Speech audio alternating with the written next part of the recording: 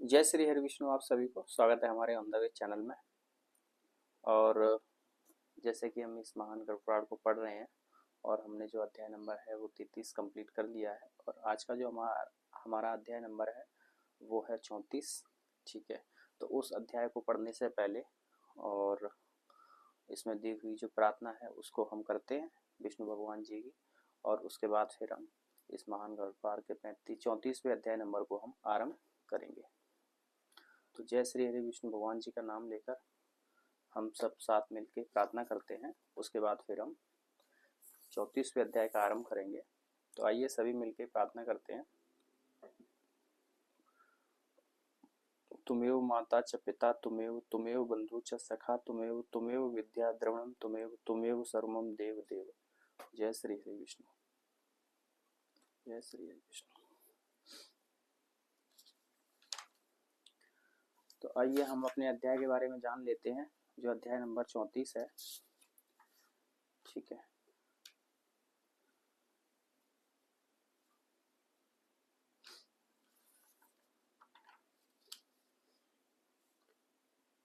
दान धर्म का निरूपण एवं विभिन्न देवताओं की उपासना। तो ये हमारा अध्याय नंबर 34 है और इसमें दान धर्म के बारे में बताया गया है। ठीक है, तो हम उसको पढ़ेंगे और उसमें जानेंगे कि दान धर्म का निरूपण क्या है, विभिन्न देवताओं की उपासना मतलब देवताओं की उपासना हम कैसे करते हैं। ठीक है, तो चलिए आइए हम इसको आरंभ करते हैं और जानते हैं इसमें क्या बताया गया है हमें।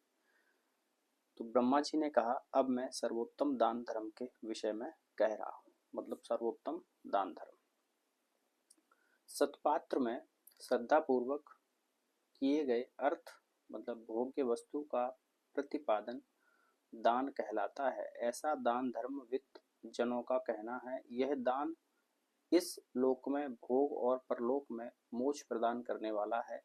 मनुष्य को चाहिए कि वह न्याय पूर्वक ही अर्थ का उपार्जन करे, क्योंकि न्याय से उपार्जित अर्थ का ही दान भोग सफल होता है। अध्यापन, याजन तथा प्रतिग्रह ये तीनों ब्राह्मणों की वृत्ति मतलब आजीविका है। उनके लिए कुसीद अर्थात सूदखोरी, कृषि कर्म तथा वाणिज्य अथवा क्षत्रिय वृत्ति, युद्धादि कृत्य त्याज्य है। उक्त सद्वृत्ति से प्राप्त हुआ धन यदि सुयोग्य पात्रों को दिया जाता है तो उसी को दान कहा जाता है। यह नित्य, नैमित्तिक, काम्य और विमल चार प्रकार का कहा गया है। फल की अभिलाषा न रखकर प्रत्युपकार की भावना से रहित होकर ब्राह्मणों को प्रतिदिन जो दान दिया जाता है वह नित्य दान है। अपने पापों की शांति के लिए विद्वान ब्राह्मणों के हाथों पर जो दिया जाता है सत्पुरुषों के द्वारा अनुष्ठित ऐसा दान नैमित्तिक दान है। संतान, विजय, ऐश्वर्य और स्वर्ग प्राप्ति की इच्छा से जो दान दिया जाता है उसको धर्मवेत्ता ऋषिगण काम्य दान कहते हैं। ईश्वर की प्रसन्नता को प्राप्त करने के लिए ब्रह्मवित् जनों को सत्वृत्ति से युक्त चित्त वाले मनुष्य के द्वारा जो दान दिया जाता है वह विमल दान है। यह दान कल्याणकारी है। इस ईख की हरी भरी फसल से युक्त या यव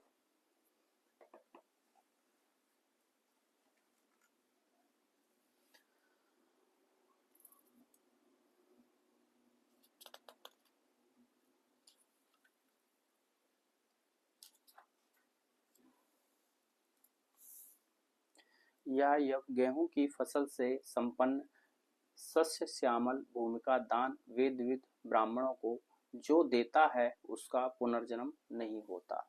भूमि दान से श्रेष्ठ दान न हुआ है और न होगा। ब्राह्मणों को विद्या प्रदान करने से ब्रह्मलोक की प्राप्ति होती है। जो व्यक्ति प्रतिदिन ब्रह्मचारी को श्रद्धा पूर्वक विद्या प्रदान करता है वह सभी पापों से मुक्त होकर ब्रह्मलोक के परम पद को प्राप्त होता है। वैशाख मास की पूर्णिमा तिथि को उपवास रखकर जो व्यक्ति 5 या 7 ब्राह्मणों की विधिवत पूजा करके उन्हें मधु, तिल और घृत से संतुष्ट करता है उसका तथा उनकी गंधादि से भली प्रकार पूजा करके उनसे यह कहलवाता है या स्वयं कहता है, प्रियता धर्मराजेति यथा मनसि वर्तते। हे धर्मराज, मेरे मन में जैसा भाव है उसी के अनुकूल आप प्रसन्न हो। ऐसा कहने पर उसके जन्म भर किए गए समस्त पाप उसी क्षण विनष्ट हो जाते हैं। जो व्यक्ति स्वर्ण, मधु एवं घी के साथ तिलों को कृष्ण मृग चर्म में रखकर ब्राह्मण को देता है, वह सभी प्रकार के पापों से मुक्त हो जाता है। वैशाख मास में घृत, अन्न और जल का दान करने से विशेष फल प्राप्त होता है। अतः उस मास में धर्मराज को उद्देश्य करके घृत, अन्न और जल का दान ब्राह्मणों के लिए अवश्य करना चाहिए। ऐसा करने से सभी प्रकार के भय से मुक्ति हो जाती है। द्वादशी तिथि में स्वयं उपवास रखकर पापों को विनाश करने वाले भगवान विष्णु की पूजा करनी चाहिए। ऐसा करने से निश्चित ही मनुष्य के सभी पाप नष्ट हो जाते हैं। जो मनुष्य जिस देवता की पूजा करने के लिए इच्छा करता है, उसकी पूजा वह अपने इष्ट को प्राप्त करने के लिए करे और उसको उस देवता की प्रतिमूर्ति मानकर प्रयत्न पूर्वक ब्राह्मणों की पूजा करके उन्हें भोजन भी कराए। साथ ही सौभाग्यवती स्त्रियों तथा अन्य देवों को भी भोजनादि द्वारा संतुष्ट करें। संतान प्राप्ति के इच्छुक व्यक्तियों को इंद्र देव का पूजन करना चाहिए।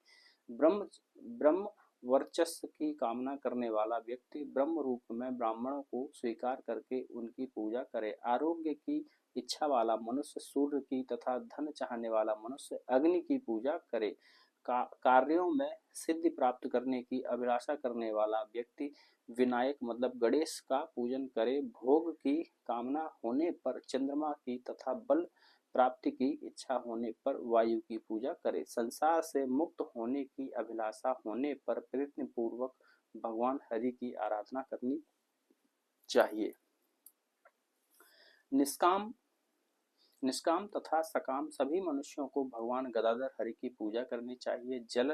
जल दान से तृप्ति, अन्न दान से अक्षय सुख, तिल दान से अभीष्ट संतान, दीप दान से उत्तम नेत्र, भूमि दान से समस्त अभिलाषित पदार्थ, सुवर्ण दान से दीर्घ आयु, ग्रह दान से उत्तम भवन तथा रजत दान से उत्तम रूप की प्राप्ति होती है।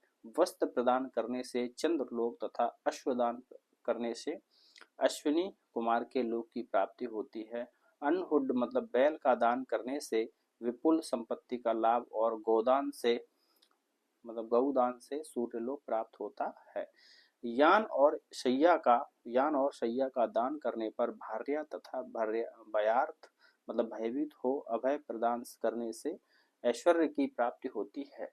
ध्यान मतलब धान्य दान से शाश्वत अविनाशी सुख तथा वेदाध्यापन दान से ब्रह्म का सानिध्य लाभ होता है। वेदविद ब्राह्मणों को ज्ञानोपदेश करने से स्वर्गलोक की प्राप्ति तथा गाय को घास देने से सभी पापों से मुक्त हो जाती है। ईंधन अग्नि को प्रज्वलित करने के लिए काष्ठ आदि का दान करने पर व्यक्ति प्रदीप अग्नि के समान तेजस्वी हो जाता है। रोगियों के रोग शांति के लिए औषधि, तेल आदि पदार्थ एवं भोजन देने वाला मनुष्य रोग रहित होकर सुखी और दीर्घायु हो जाता है। छत्र और जूते का दान करने वाला मनुष्य प्रचंड धूप के कारण तीक्ष्ण ताप वाले तथा तलवार के समान तीक्ष्ण धार वाली नुकीली पत्तियों से परिव्याप्त असिपत्रवन नाम के नगरीय मार्गों को पार कर जाता है। जो मनुष्य परलोक में अक्षय सुख की अभिलाषा रखता है, उसे अपने लिए संसार या घर में जो वस्तु अभीष्टम है तथा प्रिय है, उस वस्तु का दान गुणवान ब्राह्मण को करना चाहिए। उत्तरायण, दक्षिणायन, महा विषुवत्काल, सूर्य तथा चंद्र ग्रहण में एवं कर्क, मेष, मकरादि की संक्रांतियों के आने पर ब्राह्मणों को दिया गया दान परलोक में अक्षय सुख देने वाला होता है। इस प्रकार के दान महत्व प्रयाग आदि तीर्थों में बहुत हो गया है बहुत है। गया क्षेत्र के तीर्थों में किया गया दान विशेष महत्व रखता है। दान धर्म से बढ़कर श्रेष्ठ धर्म इस संसार में प्राणियों के लिए कोई दूसरा नहीं है। दान स्वर्ग, आयु तथा ऐश्वर्य को प्राप्त करने की इच्छा से और अपने पापों की उपशांति के लिए भी किया जाता है। गौ, ब्राह्मण, अग्नि तथा देवों को दिए जाने वाले दान से जो मनुष्य मोहवश दूसरों को रोकता है, वह पापी तिर्यक योनि को प्राप्त करता है। जो व्यक्ति दुर्भिक्ष काल में और मरणासन ब्राह्मण को अन्नादि का दान नहीं करता, वह ब्रह्म हत्या करने वाले के समान तथा अति निंदित है। तो हमारे इसमें अध्याय में, जो अध्याय नंबर हमारा 34 था, इसमें बताया गया है कि दान का कितना महत्व है और कौन से दान करने से हमें कौन से लोक की प्राप्ति होती है। ठीक है, तो आइए अब हम पढ़ते हैं अपना अध्याय नंबर अगला, जिसका नाम है प्रायश्चित निरूपण। मतलब प्रायश्चित आप समझ रहे होंगे कि प्रायश्चित का मतलब क्या होता है और उसका निरूपण मतलब कैसे किया जाता है। तो आइए हम इसमें समझते हैं अध्याय नंबर 35वां। ठीक है, तो चलिए हम स्टार्ट करते हैं। जय श्री हरि विष्णु भगवान जी का नाम लेकर। ब्रह्मा जी ने कहा, हे ब्राह्मणों, अब इसके बाद मैं प्रायश्चित विधि को भली प्रकार कह रहा हूँ। ब्राह्मण की हत्या करने वाला, ब्रह्महंता, मदिरा पान करने में निरत, मद्यपी, चोरी करने वाला, स्तेयी तथा गुरु की पत्नी के साथ गमन करने वाला, गुरुतल्प गामी, गुरु पत्नी गामी, ये चार महापातकी हैं। इन सभी का संसर्ग साथ मतलब करने वाला पांचवा महापातकी है। गोह गोह इत्यादि जो अन्य पाप होते हैं वे उपपातक हैं, ऐसा देवताओं का कहना है। जिससे ब्रह्म हत्या की है, उसे वन में स्वयं पर्णकुटी बनाकर उसी में उपवास करते हुए 12 वर्षों तक रहना चाहिए, अथवा पर्वत के उस ऊंचे भाग से गिरकर अपने प्राणों को परित्याग करना चाहिए, जिस भाग से गिरने पर कहीं बीच में रुकने की संभावना न हो और मरण निश्चित हो। इसके अतिरिक्त जलती हुई अग्नि में प्रवेश कर प्राण परित्याग, अगाध जल में प्रवेश कर प्राण परित्याग, ब्राह्मण या गौ की रक्षा के लिए प्राण परित्याग भी ब्रह्म हत्या दोष के निवारक होते हैं। इतना अवश्य ध्यान में रखना है कि ब्रह्म हत्या के दोष निवारण के लिए प्राण परित्याग के जो साधन बताए गए हैं, उनको करने के पहले यथाशक्ति विद्वान ब्राह्मण को अन्नदान करना अनिवार्य है। अश्वमेध यज्ञ के अंत में होने वाले अवभृत स्नान से ब्रह्म हत्या के पाप से मुक्ति प्राप्त हो जाती है। वेद विद ब्राह्मण को सर्वस्व दान करने से ब्रह्म हत्या जनित पाप का नाश हो जाता है। सरस्वती जी, गंगा तथा यमुना, इन नदियों के पवित्र संगम पर 3 रात्रियों तक उपवास रख करके प्रतिदिन तीनों कालों में स्नान करके भी द्विज ब्रह्म हत्या के पाप से मुक्त हो जाता है। सेतुबंध, रामेश्वर, कपाल मोचन तीर्थ या वाराणसी के पवित्र तीर्थ में स्नान करके ब्रह्म हत्या के पाप से मुक्ति हो जाती है। मध्यपी द्विज अग्निवर्ण के सदृश अंतकरणों को जला देने वाली खौलती हुई मदिरा अथवा दूध, घृत या गौमूत्र का पान करके तज नित पाप से मुक्ति प्राप्त कर लेता है। स्वर्ण की चोरी करने वाला राजाओं के द्वारा दंड रूप में मूसल प्रहार से पाप मुक्त हो जाता है, अथवा जीर्ण शीर्ण वस्त्र धारण करके वन में ब्रह्म हत्या नाशक प्रायश्चित व्रत को करने से पाप मुक्ति हो जाता है। काम से मोहित ब्राह्मण यदि अपने गुरु की पत्नी के पास जाता है तो उसे इस गुरु पत्नी गमन का रूप पाप से मुक्त होने के लिए जलती हुई तपती हुई लोह निर्मित स्त्री का सर्वांग आलिंगन करना चाहिए, अथवा ब्रह्म हत्या के पाप से मुक्ति के लिए जो व्रत विहित है उस व्रत का अनुष्ठान करना चाहिए। 4 या 5 चंद्रायण व्रत करने से भी गुरु पत्नी गमन जनित पाप से मुक्ति हो जाती है। जो द्विज पतित जनों का संसर्ग करता है, उसे विभिन्न संसर्गों से होने वाले पापों को दूर करने के लिए उन पापों के निमित्त कहे गए व्रतों का पालन करना चाहिए, अथवा वह आलस्य से रहित होकर एक संवत्सर पर्यंत तप्त कृच्छ व्रत का अनुपालन करे। विधिवत किया गया सर्वस्व दान सभी पापों को दूर करने वाला होता है, अथवा विधिवत चंद्रायण व्रत तथा अतिकृच्छ व्रत सभी पापों को दूर करने वाला होता है। गया आदि पुण्य क्षेत्रों की यात्रा करने से भी ऐसे पापों का विनाश हो जाता है। अमावस्या तिथि में जो महादेव भगवान शंकर की सम्यक रूप से आराधना करके ब्राह्मणों को भोजन प्रदान करता है, वह सभी पापों से मुक्त हो जाता है। जो मनुष्य कृष्ण पक्ष की चतुर्दशी तिथि में उपवास रखकर संयचित से पवित्र नदी में स्नान करके ओंकार से युक्त यम, धर्मराज, मृत्यु, अंतक, वैवस्वत, काल तथा सूर्य भूत छह इन नामों का उच्चारण कर तिल से संयुक्त 7 जलांजलियों से तर्पण करता है, वह समस्त पापों से मुक्त हो जाता है। इन व्रतों के पालन करते समय शांत रहकर तथा मन का निग्रह कर ब्रह्मचर्य का पालन करते हुए भूमि पर सोना चाहिए और उपवास रखकर ब्राह्मण की पूजा करनी चाहिए। कार्तिक शुक्ल पक्ष षष्ठी तिथि में उपवास रखकर सप्तमी तिथि को सूर्य देव की पूजा करने से भी सभी प्रकार के पापों से मुक्ति हो जाती है। शुक्ल पक्ष की एकादशी तिथि में निराहार रहकर जो द्वादशी तिथि में जनार्दन भगवान विष्णु की पूजा करता है, वह समस्त पापों से मुक्त हो जाता है।